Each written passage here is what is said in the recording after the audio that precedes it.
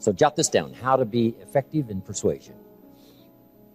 It's one thing to present, it's another thing to persuade. Cicero was a great orator of the past. When he spoke, everyone said, what a great speech. He was one of the best. Demosthenes was also a great orator of the past. When he spoke, everybody said, let us march. What a difference in presentation and persuasion. So to become a good persuader, here's what you've got to learn to do. Jot these notes down now. Here's number one. Become a good storyteller. One of the best ways to be persuasive is to tell stories. Your story, someone else's story. Be a collector of stories. If you're going to talk to teenagers, you've got to have a bunch of teenage stories. If you're going to talk to young married people, you've got to have a bunch of young married people's stories. If you're talking to senior citizens, you've got to have some stories. If you're talking business, you've got to have business stories. If you're talking sales, you've got to have sales stories. Here's the key. Become a good storyteller. Jesus was one of the best storytellers. He said, the kingdom of heaven is like... Now, if he would have said the kingdom of heaven is, nobody would probably have been able to understand. That would have been too abstract.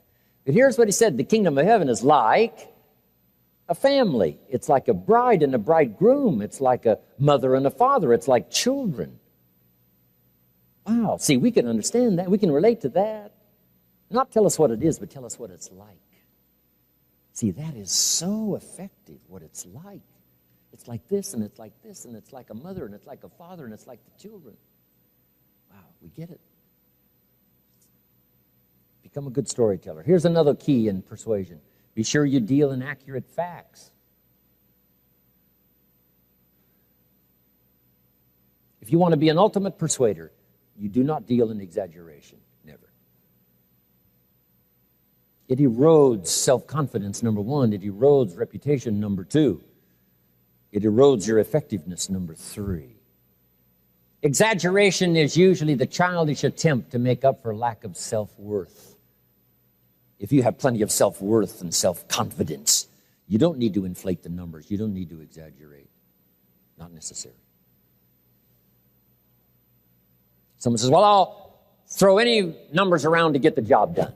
You don't want that reputation. Number two, you don't want that feeling. Here's what the prophet said. Some things that taste like honey in the mouth later turns bitter in the belly. Sweet in the mouth, but later bitter in the belly. So exaggeration, unnecessary to people who have high self-confidence, self-worth. Next, if you're giving facts, someone's life may be at stake. Make sure they're correct. If you're giving testimony in a trial, if they catch you in one lie, guess what they do with the rest of your testimony? They throw it all away. How can we trust you? You say, well, this is the only time I lied. Hey, how can we trust that? Here's the key. Don't let lies taint your testimony. One, simply because of the damage it does to the psyche, to your own well-being. You may not harm someone else, particularly with lies and exaggeration, but the greatest harm will come to yourself. Unnecessary to use as a tool. Here's what's next. And that is quotes. One of the best ways to be effective is to borrow. What if someone else has said it well, why not borrow it? You notice I quote some lyrics from songs. Might as well borrow. William Bailey, I love to borrow from him because he said so many things and he said them so well. I borrow.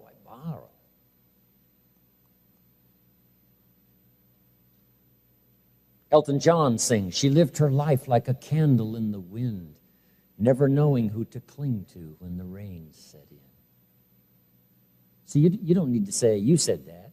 Just say, Elton John sings. It's just as effective if you use someone else and give them credit. Here's what's effective. The lyrics is what's effective. You can't describe how fragile and brief life is much better than that. It's unique. George Harrison sings, if not for you, the winter would hold no spring. Couldn't hear a robin sing. I just wouldn't have a clue if not for you. The lyrics, the songs, the words, you borrow.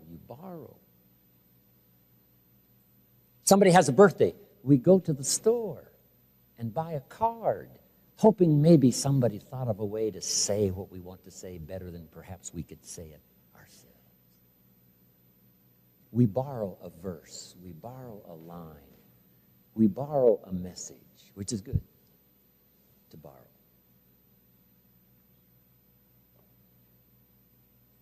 But here's the key. Don't always borrow. See if you can't put it in words. Say it.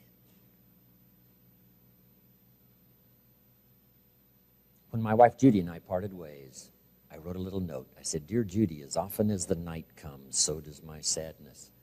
As constant as the day arrives, so is my love for you. I wish for you and I wish the best for you, and I understand that dilemma.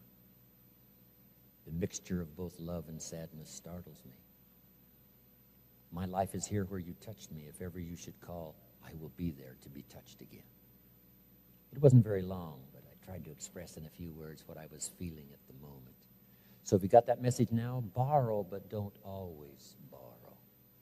See if you can't send a note to a child, a note to someone, a letter at the right time. It might serve as something they'll keep forever. Put in your words. It doesn't have to be a sermon. It doesn't have to be a lengthy document. Just something that expresses from you yourself. Okay. Now to finish up, here's the rest of learning how to persuade. Next is straight talk. Tell it like it is. There's an ancient phrase that says, "The truth will set you free." There's nothing better than the truth. The best affirmation in the world is the truth. If you're broke, best thing to affirm is, "I am broke." Put that up on the refrigerator where you can see it every day. It'll drive you to the library, get a card, start your process of information. And if that doesn't work, put this up there: "I'm 40 and broke." Maybe that'll do it. If that still doesn't do it, say, "I live in America and I'm 40 and I'm broke. Something is wrong." Now you can begin to correct and start to be reborn into living a new life. Jot this down. The truth sets you free. Nothing better than the truth, the whole truth, nothing but the truth. Because the truth is both sides. Truth is we can become victims of our choices, but the truth also is you can turn it around overnight. That's also the truth.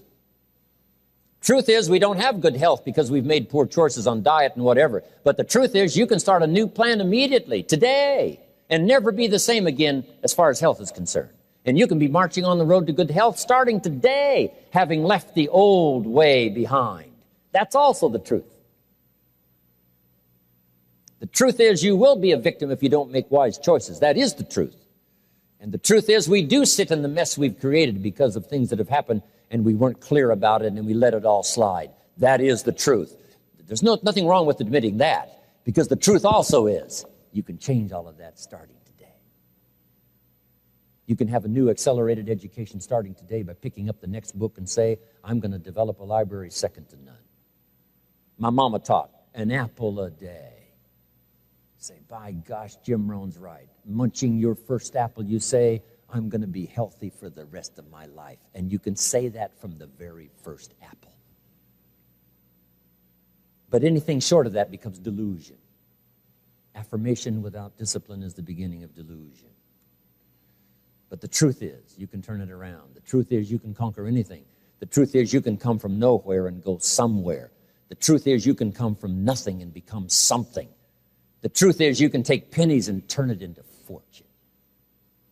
The truth is, you can be in command for the rest of your life. The truth is, you can have an influence that'll never quit. The truth is, you can have language that'll win in every situation. You can do it. That's the truth. So the key is to speak the whole truth. The difficulty caused by poor decisions, but the promise of the future by turning around and creating a new life starting today. That's also the truth. So jot this down. The truth helps us to correct old errors in judgment and set up new easy disciplines. The truth helps us to correct old errors. If you don't speak the truth, how can you correct old errors? But the truth also helps you set up new easy disciplines. Zig Ziglar said, one little step at a time, one little piece at a time, one day at a time. And a year from now, look where you'll be, one day at a time, making a few little changes one day at a time, 1 year from now. Wow. Straight talk. We all need to hear it straight. Shof gave me that. So straight, so clear. Now here's the last one, and we're finished. And the last is challenge. If you'll learn to communicate challenge, and we could spend a whole series of time on this, learning to challenge children, learning to challenge your family, learning to challenge your organization, learning to challenge yourself. Let me just give you one little clue on challenge. Maybe that'll help you in the future. Here's one of the best challenges of all. Let's go do it. Just underline that little word, let's go do it. We often say, you go do it, you go do it. But here's what's more powerful than that, let's go do it. Sometimes all by yourself, we find it a little difficulty to shake ourselves out of lethargy and make the changes and start a new track. But if somebody was to come along and say, come on, let's get healthy. Come on, let's jog every morning. Come on, let's read a book every week. Come on, let's attend a class we haven't attended before. Come on, let's go to the concerts that we've been missing all these years. Come on, let's go, let's go, let's go. Guess who I'm going to have a chance to go see at the end of this month? Buck Owens.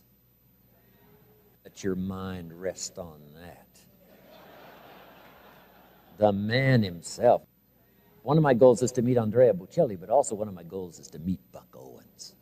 And some of my friends have arranged it to where I'm going to meet him and have dinner with him and then sit and listen to his performance in Bakersfield, California. Buck, the man himself. But now here's the key. Let's do things we've never done before. Let's set some records that'll never be broken. Let's do something around the world. Let's do something across the street. Let's cover the state. Let's. That is so powerful. Let me give you now the Bible phrase that goes with it. Here's what it says. If 2 or 3 agree on a common purpose, nothing is impossible. Just let your mind rest on that one. If 2 or 3 agree on a common purpose, nothing's impossible. The most incredible things can be done if just 2 or 3 get together. You don't need 2 or 3,000. You don't need 2 or 300,000. Just 2 or 3. Old Testament says one can become so skillful and powerful they can defeat 1,000. But if 2 get together, they can defeat 10,000. Giving us the idea that perhaps it is very possible when 2 get together to multiply the power by 10. Not to multiply it by 2, but by 10. I'm asking you to try that. There's nothing like association. Yes, it's a little tricky. There's nothing like partnership. Yes, it's like marriage. It's a little tricky. But I'm telling you, when it works, it is one of the most powerful institutions in the world. The influence is mega. And when 2 or 3 agree on a common purpose, the powerful opportunity to create incredible abundance and productivity is mega. And we reserve the word mega for those that have learned to combine to do extraordinary things. Let's go do it. So I want to say to all of you, let's become more powerful than we ever have in the past. Let's learn to solve every problem that comes our way. Let us speak with clear thoughts and clear ideas and do things we've never done before. You and I can do it together. Okay, 20 minutes. Let's be back for the teenage session. Thank you very much.